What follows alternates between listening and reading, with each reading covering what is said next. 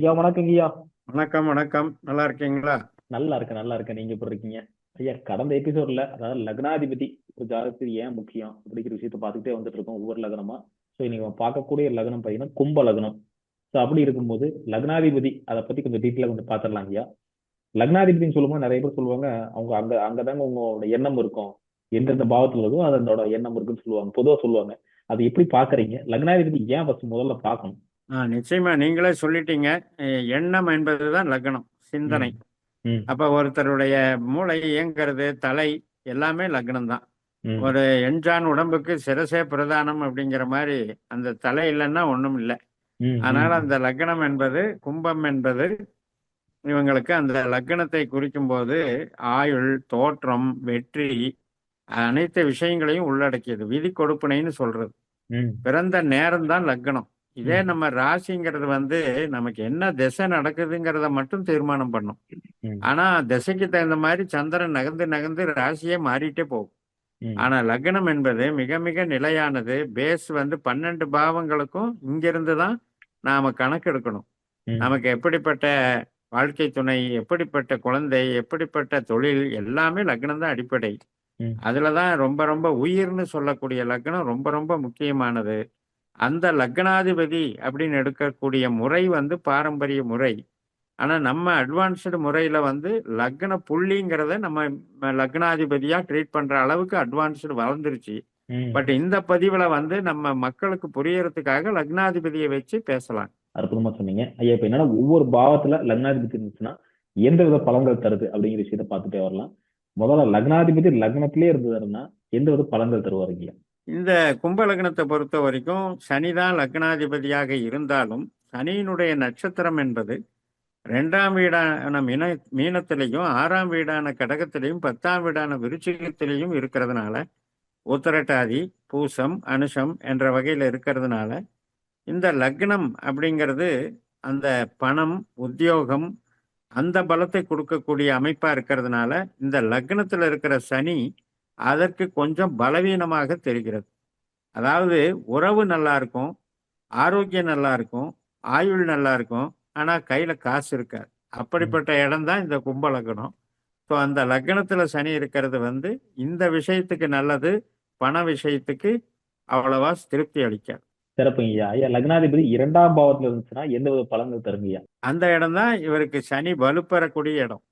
அப்ப ம். அந்த உத்திரட்டாதியிலேயே சனி இருந்தாருன்னா மிகப்பெரிய தொழிலதிபர்களாக வரக்கூடிய அமைப்பு. ரொம்ப ரொம்ப தொழில் ஸ்தானம் வந்து வலுவா இருக்கும். பணம் வந்து சேமிப்புகள் வந்து நடந்துகிட்டே இருக்கும். அந்த 2ஆம் இடம் என்பது இவங்க பேசக்கூடிய பேச்சுக்கு ஒரு மதிப்பு இருக்கும். இவங்களுக்கு எப்பவுமே அந்த ஈடுபாடு வந்து குடும்பத்தின் மேலேயும், பணத்தின் மேலேயும், வளர்ச்சியின் மேலேயும் அந்த ஈடுபாடு குடுத்து இவங்கள மேன்மேலும் டெவலப் பண்ண விடக்கூடிய அற்புதமான யோகம் தான் அது. சிறப்புங்க ஐயா. ஐயா, மூன்றாம் இடத்தில் லக்னாதிபதி. 3ஆம் இடம் என்பது தைரியஸ்தானம். அதுவும் செவ்வாயினுடைய வீடு. காலச்சக்கரத்துக்கு 1ஆம் வீடு. அந்த வீட்ல அமையறதுல வந்து தப்பு கிடையாது. ஆனா ஜெனரலா அஸ்வினி 1ஆம் பாதத்துல இருக்கும்போது மட்டும் அந்த சனி வந்து நீச வலிமையை பெறுகிறது. இதே அஸ்வினி 2ஆம் பாதம் பிரச்சனை இல்ல. 3, 4 பாதங்கள் பிரச்சனை இல்ல. அந்த அஸ்வினி 1ஆம் பாதம் மட்டும் தவிர்க்கப்பட வேண்டியது. மற்ற பாதங்கள்ல இருந்தால் இவங்களுடைய ஈடுபாடு கலைத்துறையிலையும், டிஜிட்டல் மார்க்கெட்டிங்லயும், ஆவணங்கள் ரிஜிஸ்ட்ரேஷன் இந்த மாதிரி ஈடுபாடுகள்லையும், கமிஷன் வகை தொழில்கள்லையும் பிரபலமாக இவங்க அறிவை வச்சு முன்னேறக்கூடிய யோகம் தான் அது. ஐயா, இப்ப அடுத்து பாத்தீங்கன்னா நான்காம் இடத்தில் லக்னாதிபதி எந்த வித பலன்கள் தருங்க ஐயா? 4ஆம் இடம் என்பது தாய், மனை, பூமி, வீடு, வாகனம், தன்னுடைய வித்தைகள், உற்பத்தி சார்ந்த தொழில்கள் அத்தனையும் குறிக்கிற இடம். சுக்கிரனுடைய வீடு, காலசக்கரத்துக்கு 2ஆம் வீடு. அதனால ஒரு மாடி, மனை, யோகங்கள், பெரிய பெரிய தொழில் செய்யக்கூடிய அமைப்புகள் இதெல்லாம் வந்து வரக்கூடிய அமைப்பு தான். அதே போலத்தான் அங்க இருக்கிற சந்திரன், அங்க இருக்கிற செவ்வாய், அங்க இருக்கிற சூரியன் பொதுஜன தொடர்பை நல்லா உறுதிப்படுத்துவாரு.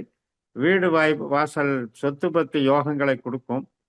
பட் எந்த விதத்திலையும் இந்த சூரியனோ சந்திரனோ செவ்வாயோ வந்து 8, 12ல இருக்கக்கூடாது. இருந்ததுன்னா அது வந்து போராட்டமாக இருக்கும் வாழ்க்கையில. இப்ப ஜென்ரலா அர்த்தாஷ்டம சனின்னு நம்ம கோச்சாரத்துல பேசுறோம். ம். அது மாதிரி இந்த லக்னத்துக்கு 4ல சனிங்கிறது வந்து 4ஆம் இடம்ங்கிறது சொந்த பந்தம். 4ஆம் இடம்ங்கிறது நம்மளுடைய ஆரோக்கியம். அது சம்பந்தப்பட்ட வகையில உறவுகள் வகையில எல்லாம் கொஞ்சம் மைனஸா கொடுக்கக்கூடிய இடம்ங்கிறதுனால இவங்களுக்கு சர்வீஸுக்கு மட்டும் இது ப்ளஸ் பாயிண்டா அமையும். 5ஆம் இடத்தில் லக்னாதிபதி. 5ஆம் இடம் என்பது புதனுடைய வீடாக இருக்குது. அது வந்து உபயராசியாக இருக்குது. காலச்சக்கரத்துக்கு 3ஆம் இடமாக இருக்கிறது. அதனால இவங்க வந்து கலை திறமைகளை படைப்பாளிகளாக இவங்களை உருவாக்கி கொள்ளக்கூடிய அமைப்புல தான் அது வேலை செய்யும். அதே நேரத்துல இவங்களுக்கு வந்து இந்த சனி என்பது ஒரு ஒரு கனிவு, பாசம், நேசம், குழந்தைகள் இது சம்பந்தப்பட்ட விதத்துல கொஞ்சம் பலவீனம்னு தான் எடுத்துக்கணும். அதுல இல்லாம அங்க ராகுனுடைய நட்சத்திரம் இருக்கு. இப்ப இந்த ராகுனுடைய நட்சத்திரத்துல போய் சனியும், குருவினுடைய நட்சத்திரத்துல போய் சனியும் அமரும் பொழுது பூர்வ புண்ணிய ஸ்தானம் வந்து பாதிக்கப்படுகிறது. ம், ம். அதனால அந்த பூர்வ புண்ணியம், குழந்தைகள் இது சம்பந்தப்பட்ட விதத்துல சஞ்சலத்தை கொடுக்கக்கூடிய அமைப்பு தான் இது. எப்பவுமே நம்ம சொல்றது நம்ம சிஸ்டத்துல சனியினுடைய நட்சத்திரம் இருக்கிற இடத்துக்கு 4, 8, 12ல சனி வந்து அவ்வளவா நல்லது பண்ணார். சிறப்புங்கய்யா. ஐயா இப்ப அடுத்து பாத்தீங்கன்னா 6ஆம் இடம். 6ஆம் இடத்தில் லக்னாதிபதி.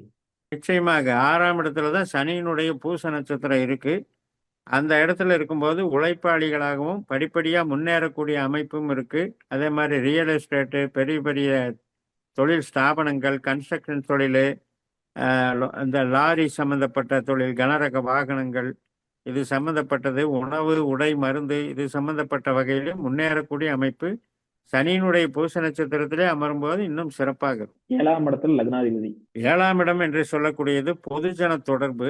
அது சம்பந்தப்பட்ட வகையில இவங்களுக்கு பணிகள் அமையும்.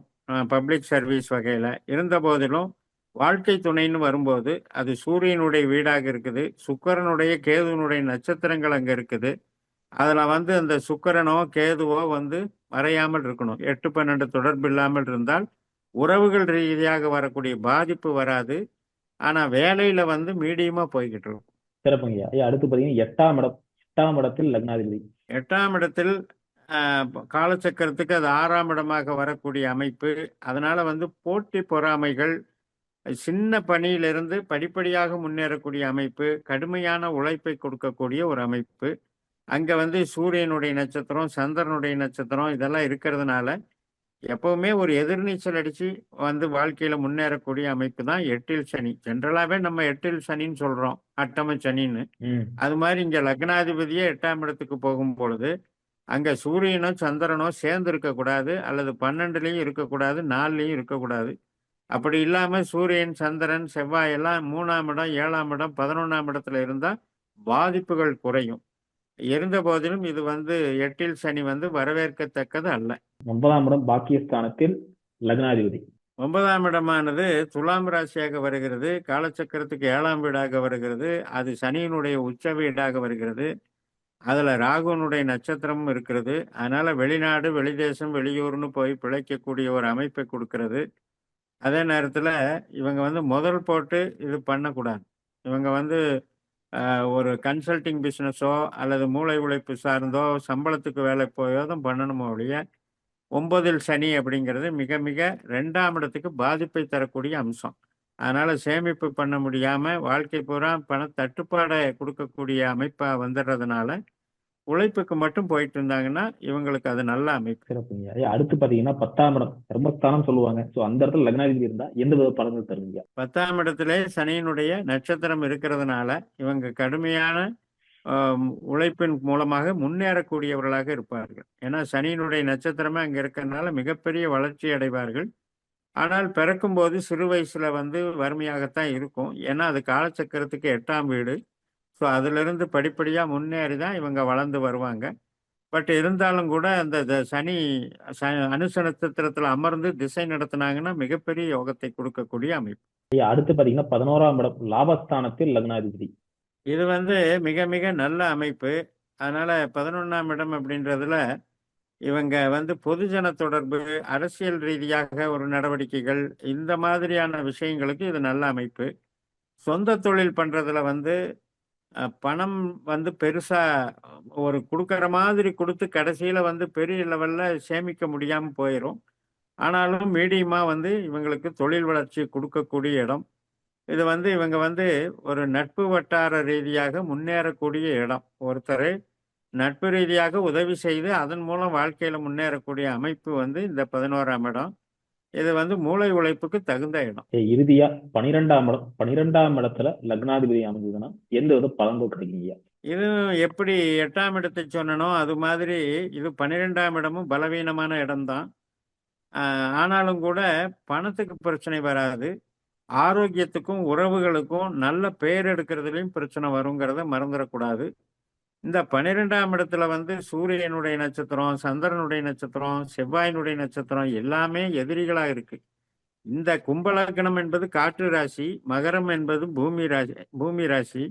அதனால இவங்களுக்கு வந்து பலகீனமாக போகிறது. அந்த 12ஆம் இடத்துல இருக்கிற சனி வந்து பெருசா பணத்துல டெவலப் பண்ணா கூட உறவுகள்ல வந்து ஒரு நம்பிக்கையான உறவுகள் கிடைக்காம அவஸ்தைப்படக்கூடிய நிலைமையும் உண்டாக்கிடும். சிறப்புங்க, அற்புதமா சொன்னீங்க. கிட்டத்தட்ட 12 பாவங்களுக்கான பலன்களை அற்புதமா சொல்லிட்டீங்க. மீண்டும் அடுத்த காணொலியில அடுத்தடுத்த லக்னத்தை பத்தி பார்க்கலாங்க ஐயா. ரொம்ப ரொம்ப நன்றிங்க ஐயா. மிக்க நன்றி. வணக்கம். வணக்கம்.